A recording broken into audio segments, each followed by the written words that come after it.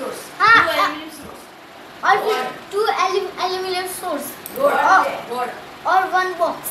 कर आज हम फोन और पेन से होल करेंगे। एक मिनट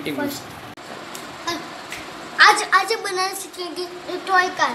हमें पहले चाहिए 4 टायर्स, 1 पेन और मेटल रॉड।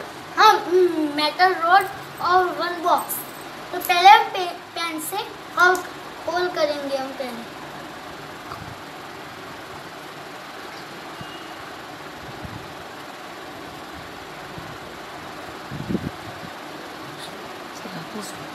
देखा तो नहीं। और ये निकल सामान और फिर हम डालेंगे 2 एल्यूमिनियम सोर्स इसके अंदर।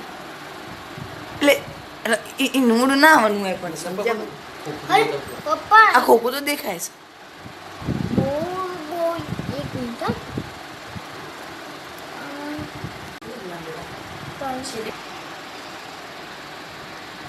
चल चल मुझे की था मैंने खुद ना पाई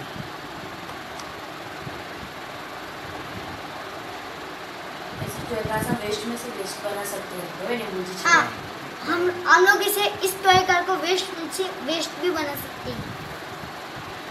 ये हो गई हमारी टॉय कार। ये हो गई हमारी टॉय कार। ऊंची कर ये नहीं हल्के से वीडियो ले दो हमारे होकर ले जी ऊंची कर प्रमुख ऊंची कर कार ऊंची कर नीचे कर कार ऊंची कर। ये रेडी है हमारी टॉय कार। जी रेडी है हमारी टॉय कार।